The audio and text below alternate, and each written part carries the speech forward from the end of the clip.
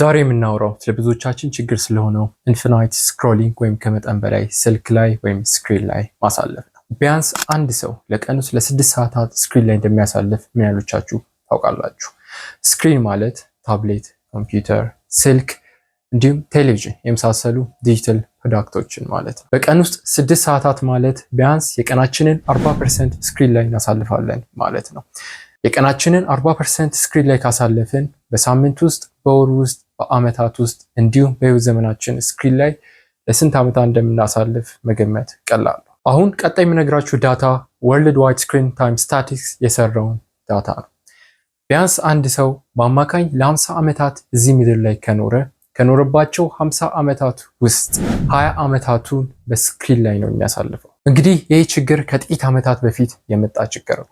በዋናነት ይሄ የመጣው በ20ኛው ክፍለ ዘመን ዲጂታል ሪቮሉሽን ወይም በሶስተኛው ኢንዱስትሪያል ሪቮሉሽን ነው። ሁላችንም ማለት እንችላለን ከስልካችን መለያየት አንችልም ማለት እንችላለን። ይሄ ለምን ሆነ?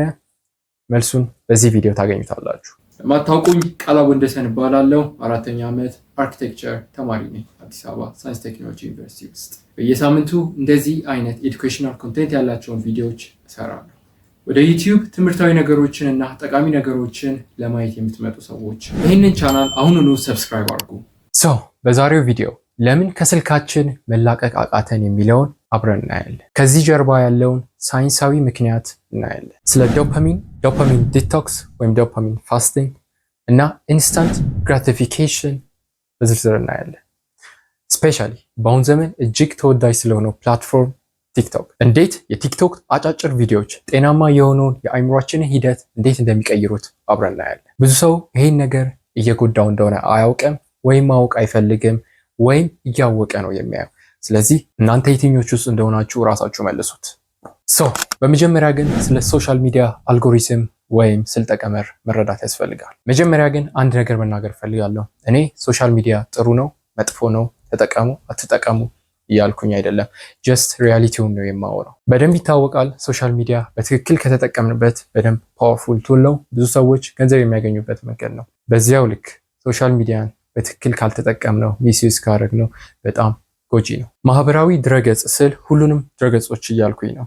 ቲክቶክ፣ ኢንስታግራም፣ ዩቲዩብ፣ ፌስቡክ የመሳሰሉትና ሌሎች። እነዚህ ሁሉ ፕላትፎርሞች ዲዛይን ሲደረጉ መጀመሪያ ጀስት ሶፍትዌር ኢንጂነሮች መጥተው ኮድ ብቻ የሚያደርጉት ነገር አይደለም። ከዚህ ሁሉ ጀርባ የሰው ልጅን ሳይኮሎጂ የሚያጠኑ ኤክስፐርቶች አሉ። ስልተ ቀመሩ ወይም አልጎሪዝሙ ማለት የእኛ ተጠቃሚዎችን ባህሪ፣ ምን እንደምንፈልግ፣ ምን እንደምንወድ የሚያጠና ሲስተም ነው። ይሄ ብሬን ሃኪንግ ይባላል። ብሬን ሃኪንግ ማለት እያንዳንዱ የቴክኖሎጂ ፕሮዳክት የሰው ልጅን ሀቢት ኮንትሮል ማድረግ በሚችል እና ጤናማ የሆነውን የአእምሯችንን ፋንክሽን የሚቀይርበት ሂደት ወይም መንገድ ነው። ለምሳሌ የትኛው ፕላትፎርም ላይ ብትገቡ፣ ለምሳሌ ዩቲዩብ እና ቲክቶክ ነን እንውሰድ። ዩቲዩብ ላይ 3 ወይም 4 ቪዲዮ ስለ ሙዚቃ ብታዩ 5ኛው ቪዲዮ ራሱ ፕላትፎርሙ ሪኮመንድ የሚያደርጋችሁ ሙዚቃ ነው። ሌላም ነገር ቢሆን እንደዚህ ሪኮመንድ ያደርጋቸዋል። እኛን ያጠናል፣ እኛ የምንፈልገውን ነገር ያቀርብልናል። ከዛ ከፕላትፎርሙ ላይ ለቀን እንዳንወጣ ያደርገናል። በአጭሩ አልጎሪዝም ማለት ይሄ ነው። ከዛ ቀኑን ሙሉ ስክሪን ላይ ስክሮል እያደረግን እንውላለን። በአሁኑ ሰዓት እያንዳንዱ የቴክኖሎጂ ፕሮዳክት የሰው ልጅን አቴንሽን ለመያዝ ነው ፉክክሩ። ምክንያቱም አቴንሽን ማለት ገንዘብ ነው። በአይፎን እና በሳምሰንግ መካከል ያለውን ፉክክር እንኳን ማየት ይቻላል። ይሄ አቴንሽን ኢኮኖሚ ነው የሚባለው። አቴንሽን ማለት በጣም ስኬርስ የሆነ ሪሶርስ ነው። ኢኮኖሚ ደግሞ ማለት ይህንን ስኬርስ የሆነ ሪሶርስ ለሌላ ጉድ እና ሰርቪስ ትሬድ የሚያደርጉበት ሜካኒዝም። በእኛ ኬዝ ዲጂታል ፕሮዳክትስ ወይም ሶሻል ሚዲያ። እናንተ በእያንዳንዱ ቪዲዮ ላይ በምታሳልፉት ደቂቃ፣ በምትቆዩበት ጊዜ፣ በእያንዳንዱ ቪዲዮ ላይ በምታደርጓቸው ነገሮች፣ በፕላትፎርሙ ላይ በምትቆዩበት ታይም ሁሉ የፕላትፎርሙ ፈጣሪዎችና የቪዲዮ ፈጣሪዎች ወይም ክሬተሮች የሚያገኙት ገንዘብ እየጨመረ ነው የሚሄደው። ምንም ይሁን ምን እናንተ በተቻላችሁ መጠን ሁሉ ፕላትፎርሙ ላይ ጊዜ እንድታሳልፉ ነው የሚፈለገው። ቲክቶክም ቲክቶክ ላይ፣ ዩቲዩብ ላይ፣ ኢንስታግራም ላይ እንድታሳልፉ ይፈልጋል። ምናልባት አጋጭሟችሁ ሊሆን ይችላል። ብዙዎች ፕላትፎርሞች ላይ መተግበር ጀምረዋል። ፌስቡክ ላይ የሆነ ነገር ያሳያችሁና በዛ ነገር ደስተኛ እንደሆናችሁና እንዳልሆናችሁ ይጠይቋችኋል። ፌስቡክ ላይ በኢሞጂ እንድትመልሱ ያደርጓቸዋል። ኢንስታግራም ላይም አለ። እንዲሁም ሌሎች ላይ ደግሞ ሬት እንድታረጉ ያደርጓቸዋል። እኔ ይህን ቪዲዮ ያዘጋጀሁበት ምክንያት ስለ ሶሻል ሚዲያ ፕላትፎርም አልጎሪዝም ወይም እንዴት ሶሻል ሚዲያ እንደሚሰራ ለመናገር ፈልጌ አይደለም። ስለዚህ ነገር ብዙ ነገር ተነግሯል፣ ተብሏል። የእኔ ሀሳብ ከዚህ ሁሉ ነገር ጀርባ ያለው ሳይንሳዊ ምክንያት ምንድን ነው የሚለውን ለመናገር ነው። ሰው ቀጣይ ለዚህ ሁሉ ነገር ምክንያት ለሆነው በጭንቅላታችን ውስጥ ስለሚመረተው ስለ ዶፓሚን እንይ። ዶፓሚን ማለት ሆርሞን ነው። የሆነ ነገር ስንሰራ ፕሌዥር፣ ሳቲስፋክሽን እና ሞቲቬሽን እንዲሰማን የሚያደርገን ነገር ነው። በአጭሩ ሽልማት በሉት። ከዚህም በተጨማሪ ዶፓሚን የመማር አቅማችንን፣ የመተኛት ሙዳችንን፣ እንዲሁም የመስራት አቅማችንን እንዲሁም ሌሎች የሰውነታችን ፋንክሽኖችን ኮንትሮል ያደርግልናል። ይሄ ዶፓሚን አንድን ነገር ዲዛየር እንዲኖረን ነው የሚያደርግልን። አንድን ነገር ለመስራት ተነሳሽነት ነው የሚፈጥርልን። ለምሳሌ 2 ወይም 3 ቪዲዮ ወይም ኤፒሶድ ብላችሁ ትገቡና ከዛ 2 ቪዲዮ ያላችሁትን ትረሱታላችሁ። ከዚያም በፕላትፎርሙ ላይ ለብዙ ሰዓታት ትቆያላችሁ። ይሄ የሚፈጠረው በዶፓሚን ምክንያት። ይሄ ዶፓሚን ያላሰብነውን ፕሌዥር እና ሳቲስፋክሽን የሚሰጠን ያልተዘጋጀንበትን ያልሰራንበትን። ምናልባት ሰምታችሁ ሊሆን ይችላል በብዙ ሚሊዮን የሚቆጠር ገንዘብ ሎተሪ ያሸንፈው ድሃ የሆኑ ሰዎች። በእርግጥ እነዚህ ሰዎች የራሳቸው ችግር ሊኖርባቸው ይችላል። በዚካሊ ግን ኮንትሮል እና ማኔጅ ማድረግ ስላቃታቸው የተፈጠረ ችግር ነው። ምክንያቱም ያላሰቡት ነገር ነው የገጠማቸው። ዶፓሚንም ያላሰብነውን ደስታ ነው የሚሰጠን። ደስታ ሲሆን ደግሞ በዛ ደስታ ውስጥ መቆየት እንፈልጋለን። መቆየት ስለምንፈልግ ፕላትፎርሙ ላይ ለብዙ ሰዓት ጊዜ እናጠፋለን። ሰው ምን መሰላችሁ? 2 አክቲቪቲዎችን እንውሰድ። ቪዲዮ ጌም መጫወትና መጽሐፍ ማንበብ። ቪዲዮ ጌም መጫወት በጭንቅላታችን ውስጥ ከፍተኛ የሆነ ዶፓሚን ነው ሪሊዝ የሚደረገው። ይሄ ደግሞ ፕሌዥር ይሰጠናል። ለዛ ነው ደጋግመን የምንጫወተው። መጽሐፍ ስናነብ ወይም በኤፈርት የሚሰራ ስራ ላይ ስንሰራ ግን በጣም ዝቅተኛ የሆነ ዶፓሚን ነው ሪሊዝ የሚደረገው። ለዚህ ነው ብዙ ሳቲስፋክሽን የማይሰጠን። ስለዚህ ተነሳሽነት አይኖረንም። ለዚህ ነው አክሮስ ኢንተርኔት ብታዩ ብዙ ኤዱኬሽናል ቪዲዮዎች ብዙ ሰው የማያያቸው። እንደዚህ አይነት ቪዲዮዎች ዝም ብላችሁ አይደለም የምታዩት፣ ማሰላሰል ይጠይቃል። የሚወራውን ነገር ለመረዳት ከእናንተ ኢፈርት ያስፈልጋል። እንደዚህ አይነት ነገር ደግሞ ቅድም እንደነገርኳችሁ ሎው ዶፓሚን ነው ሪሊዝ የሚያደርግ which means less satisfaction ማለት ነው። ስለዚህ ሰዎች ሃይ ዶፓሚን የሚያመርትላቸውን የቀልድና የሳቅ ቪዲዮዎች ይመርጣሉ። ዶፓሚን ሲመረት ሌላ የሰውነት ፋንክሽናችን ላይ ጉዳት ያመጣል አያመጣም የሚለውን ነገር አያገናዝም።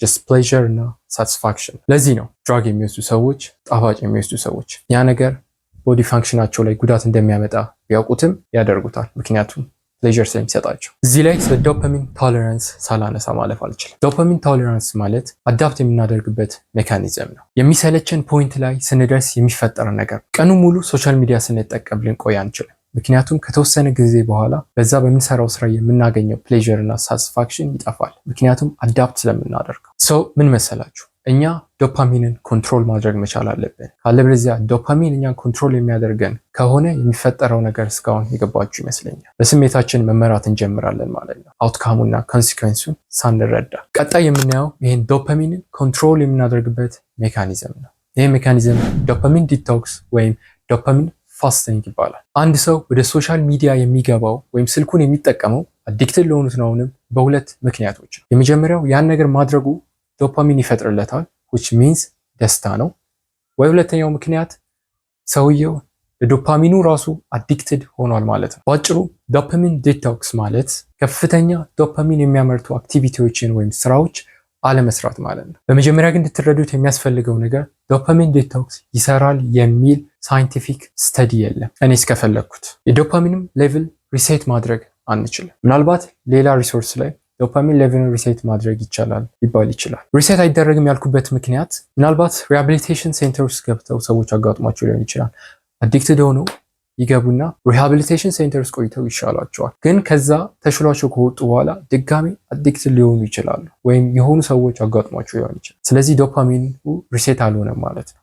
ሪሴት እንዲሁም ግዴታ ንቅለ ተከላ ነው መካሄድ ያለበት፣ አዲስ አይምሮ መፍጠር ማለት ነው። ይሄ ደግሞ አይሆንም። ይሄ ዶፓሚን ዲቶክስ ይሰራል የሚሉ ሌሎች ግሩፖች አሉ። ይሄ ሜተድ ይሰራል የሚሉ፣ እኔም ይሄ ሜተድ ይሰራል የምለው። መጀመሪያ ግን ዶፓሚን ዲቶክስ እንዴት እንደሚሰራ መጀመሪያ መረዳት ያስፈልጋል። አሁኑኑ ስልካችሁ ላይ ግቡና ሶሻል ሚዲያውን ወይም የሆነ አፕ ሃይ ሌቭል ኦፍ ዶፓሚን የሚያመነጨውን ነገር አትስሩ ወይም አጥፉ እያልኩኝ አይደለም። እንደዚህ አይሰራም። ለምሳሌ አሁን በጣም በልታችሁ ጠግባችሁ አንድ ሰው ሌላ ምግብ ይዞ ቢመጣ ይሄ ምግብ አይመቸኝም ሌላ ምግብ ይቀየርልኝ ትላላችሁ። ግን ለ2 ቀንና ከዛ በላይ ሳትበሉ ቆይታችሁ ያንን ምግብ ይዞት ቢመጣ ያለምንም ጥያቄ ያንን ምግብ ትበሉታላችሁ፣ ምክንያቱም ስለተራባችሁ። ዶፓሚን ዲቶክስም እንዲሰራ መጀመሪያ መራበስ አለባችሁ፣ ካለበለዚያ አይሰራ። መጀመሪያ ለእናንተ ሃይ ሌቭል ኦፍ ዲዛይረብል አክቲቪቲ ቪዲዮ ጌም መጫወት ከሆነ ቪዲዮ ጌም መጫወት ታቆማላችሁ። ቪዲዮ ጌም መጫወት ስታቆሙ ግን ሌላ ስራ አትሰሩ። ሌላ ስራ ሳትሰሩ ስትቀሩ ይደብሯችኋል። በሌላ አነጋገር ትራባላችሁ ማለት ነው። በዚህ ሰዓት ነው እናንተ በቪዲዮ ጌም መጫወቻ ፋንታ መተካት የምትፈልጉትን አክቲቪቲ ወይም ሎው ሌቭል ኦፍ ዲዛይረብል አክቲቪቲ መስራት የሚጀምሩት። ስፖርት መስራት ሊሆን ይችላል። በዶፓሚን ዲቶክስ መሰረት መጀመሪያ ስለተራባችሁ ስፖርት መስራት ለእናንተ ዲዛይረብል አክቲቪቲ ይሆናል። መጀመሪያ ግን ቪዲዮ ጌም በምትጫወቱበት ታይም ስፖርት መስራት ለእናንተ ዲዛይረብል አክቲቪቲ አልነበረም። በተጋጋሚ እንደዚህ ማድረግ ስትጀምሩ ሀቢት ይሆናል። ከዛ ትለምዱታላችሁ። ሀቢት እንዴት ሊሆን እንደሚችል ከዚህ በፊት የሰራሁት ቪዲዮ አለ። እሱን ቪዲዮ ገብታችሁ ተመልከቱ። ሌላው ሜተድ ሃይ ዶፓሚን አክቲቪቲ እንደ ሽልማት ልትጠቀሙት ትችላላችሁ። ለምሳሌ መጽሐፍ ማንበብ ከጨረሳችሁ በኋላ ለራሳችሁ ሶሻል ሚዲያ እንድትጠቀሙ ልትፈቅዱ ትችላላችሁ። ስለ ዶፓሚን ለማጠቃለል ያክል እኔ ዶፓሚን መጥፎ ነገር ነው አላልኩም፣ አልተናገርኩም። ዶፓሚን ከመጥፎ ነገር ሊመነጭ ይችላል፣ እንዲሁም ከጥሩ ነገር ሊመነጭ ይችላል፣ እኛን በሚጠቅመን መንገድ። ግን ራሳችንን ትሬን አድርገን ዶፓሚን ከጥሩ ነገር እንዲመነጭ ማድረግ የኛ ኃላፊነት ነው። በመጨረሻም ስለ ኢንስተንት ግራቲፊኬሽን ከስሙ እንደምትረዱት የሆነ ነገር እንፈልጋለን፣ ወዲያውኑ እናገኘዋለን። ሎንግ ተርም ኮንሲኩዌንሱን ሳናውቅ ምንም አይነት ኤፈርት ሳናወጣ።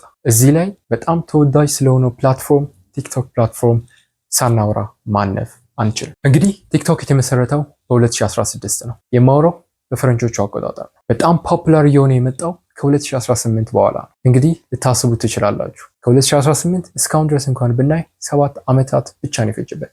ቲክቶክ በዚህ ደረጃ ተወዳጅ እንዲሆን 7 ዓመታትን ብቻ ነው የፈጀበት። ዩቲዩብ እንኳን ከ2005 ጀምሮ ብናይ እዚህ ደረጃ ላይ ለመድረስ ከ20 ዓመታት በላይ ፈጅቶበታል። ምንድነው ምክንያቱ? ቲክቶክ በዚህ አጭር ጊዜ ውስጥ እዚህ ደረጃ ላይ የደረሰበት ምክንያት የሚለውን ስናይ ቲክቶክ ኦልሞስት ፐርፌክትሊ ማለት በሚቻል ሁኔታ ኢንጂነርድ የተደረገ ሰዎችን ማኒፕሌት ማድረግ በሚቻልበት ሁኔታ አልጎሪዝሙ ኦፕቲማይዝ የተደረገ ፕላትፎርም ነው። ቲክቶክ ላይ የሚጫኑ ቪዲዮዎች በጣም ፈጣን ፋስት ፔስድ የሚባሉ በደቂቃዎች የሚቆጠሩ ፈጣን የሆነ ኢንጌጅመንት ያላቸው ሳይክሊክ የሆነ ሬፒቲሽን ያላቸው እንደገና ቪዲዮዎችን በቀላል ሁኔታ ስክሮል ማድረግ እንዲቻል ተደርጎ አልጎሪዝሙ እጅግ በጣም ፐርሰናላይዝ በሆነ መንገድ ሬኮመንድ የሚያደርጋችሁ ፕላትፎርም ነው። ይሄ ሁሉ ኢንስታንት ግራቲፊኬሽንን ዴቨሎፕ እንድናደርግ ነው የሚያደርግ። ኢቭን ዩቲዩብ እንኳን እንደዚህ አይነት አጫጭር ቪዲዮዎች እጅግ ተወዳጅ እንደሆነ ስለገባቸው ዩቲዩብ ሾርት የሚባል አዲስ ፊቸር አምጥተዋል። አክቹዋሊ ይሄ ፊቸር ከመጣ ቆይቷል፣ 2020 ላይ ነው የመጣ። ብዙ ሰው ያልገባው ነገር ከነዚህ አጫጭር ቪዲዮዎች ጀርባ ያለው ችግር፣ ትልቁ ችግር የአቴንሽን ስፓንና የፔሸንሲ ችግር ነው። የቲክቶክ ቪዲዮዎች እጅግ በጣም ፈጣን፣ በደቂቃዎች እና በሰከንዶች ውስጥ የሚቀያየሩ ፕላትፎርሙ ላይ ለሰዓታት እንድንቆይ ያደርገናል። ስክሮል ስታደርጉ እንኳን እንደ ዩቲዩብ ቪዲዮ ያስመርጫችሁ። ቲክቶክ ላይ ስክሮል ስታደርጉ ሌላ ቪዲዮ ስክሮል፣ ሌላ ስክሮል፣ ሌላ። እንደ ዩቲዩብ እንኳን ሌላ ቪዲዮ ለመምረጥ እድል አታገኙ። ብዙ ሰዎች ራሳቸው እንኳን ሪያላይዝ የማያደርጉት ፊሊንግ ዴቨሎፕ እንዲያደርጉ አድርጓቸዋል። የመጀመሪያው ነገር በጣም ረጅም ሰዓት የሚፈጅ ኮንሰንትሬሽን የሚፈልጉ ኮምፕሌክስ የሆኑ ታስኮችን እንዳይሰሩ እያደረገ ነው። ሌላው ሰዎች ረጅም የሆኑ ቪዲዮዎችን ለማየት ትዕግስት ወይም ፔሸንስ እያጡ ነው። ሌላም የሚሰራ ስራ ላይ፣ ሌላም ረጅም ሰዓት የሚፈጅ ስራ ላይ ትዕግስትና ፔሸንስ እያጡ ነው። እኔ ራሴ ቪዲዮን ስሰራ ከ10 ደቂቃ በላይ የማላስበለጥበት ምክንያት ይሄ ነው። አይ ቲንክ ይሄ ቪዲዮ ከ10 ደቂቃ በላይ ሄዷል። ብዙ ሰዎች ረጅም ቪዲዮ ለማየት ትዕግስት እያጡ። በእርግጥ ከሰው ሰው ይለያያል። ግማሹ ፋስት ፔስት ይወዳል፣ ግማሹ ሾርት ፔስት፣ ሌላው ረጃጅም፣ ሌላው አጭር ቪዲዮ ይለያያል። ጀስት እንደ ፕሬፈረንሳቸው ይለያያል። ይሄ ኢንስታንት ግራቲፊኬሽን ከቲክቶክ የምናገኘው አቴንሽናችንና ፔሸንሳችንን በጣም እየጎዳው ነው። ሁለተኛው ችግር ደግሞ ከዶፓሚን ጋር ለማያያዝ በቲክቶክ ላይክ የምናደርግበት መንገድና ኮሜንት የምናደርግበትን መንገድ እንዲሁም ኮሜንት የምናነብበትን መንገድ ሳይክሊክ የሆነ ሪዋርድ እና ሬፒቲሽን ነው የሚፈጥረው። የሆነ ሉፕ ይኖራል፣ ከዛ ሉፕ ውስጥ እንዳንወጣ ነው የሚያደርገን። ይሄ ደግሞ በከፍተኛ ሁኔታ ዶፓሚን ሪሊዝ እንዲደረግ ያደርጋል። which means ዶፓሚን ማለት ፕሌዠር እና ሳቲስፋክሽን ነው። በፕላትፎርሙ ላይ ለብዙ ሰዓት እንድንቆይ ያደርገናል። ይሄ ነው ሳይንሳዊ ምክንያቱ ቲክቶክ በዚህ አጭር ጊዜ ውስጥ እዚህ ደረጃ ላይ መድረስ ይቻላል። እኔ ስላችሁ ቲክቶክ ላይ የሚታዩ ሁሉም ቪዲዮዎች መጥፎ ናቸው እያልኳቸው አይደለም። እርግጥ ነው በቲክቶክ በጣም ጥሩ ስራ ይሰራል፣ ተሰርቷልም። ነገር ግን እንደኔ እይታ እና እንደኔ ሀሳብ ኢን ጀነራል ቲክቶክ ጉዳቱ ነው የሚበዛው። በመጨረሻም አንድ መጽሐፍ ሪከመንድ ላርጋችሁና ይህን ቪዲዮ እንጨርስ። The Anxious Generation ይባላል። ጆናተን ሃይድ የጻፈው መጽሐፍ ነው። በ2024 ላይ የወጣ መጽሐፍ። መጽሐፉ ባጭሩ የሚያወራው ለምንድን ነው ባደጉት ሀገራት ላይ በዚህ ደረጃ ሜንታል ኢልነስ የጨመረበትን ምክንያት የሚያስረዳ መጽሐፍ ነው። በመጽሐፉ ላይ ጆናተን ሃይድ 3 ነገሮችን አንስቶ ነው አርጊው ያደረገው። የመጀመሪያው ስማርትፎን ነው፣ ሁለተኛው ሶሻል ሚዲያ ነው፣ ሶስተኛው ኦቨር ፕሮቴክቲቭ ፓረንቲንግ ብሎ ነው። ሶሻል ሚዲያ እና ስልክ አትጠቀሙ አላልኩም። በአሁን ዘመን እንደዚህ አይነት ፕሮዳክቶችን እንደዚህ አይነት ቴክኖሎጂ ፕሮዳክቶችን አለመጠቀም አይቻልም። ብቸኛው መፍትሄ የሚሆነው ኮንትሮልድ በሆነ መንገድ መጠቀም ብቻ ነው። ይህን ቪዲዮ እስከ መጨረሻው ድረስ ተከታተላችሁ አመሰግናለሁ። ቻናሉን ሰብስክራይብ ማድረግ፣ ቪዲዮውን ላይክ ማድረግ እንዲሁም ሀሳባችሁን ኮሜንት ማድረግ እና ቪዲዮውን ሼር ማድረግ አትርሱ። ቀጣይ ሳምንት በሌላ ቪዲዮ በሌላ ሀሳብ እስከምንገናኝ ድረስ ቻው።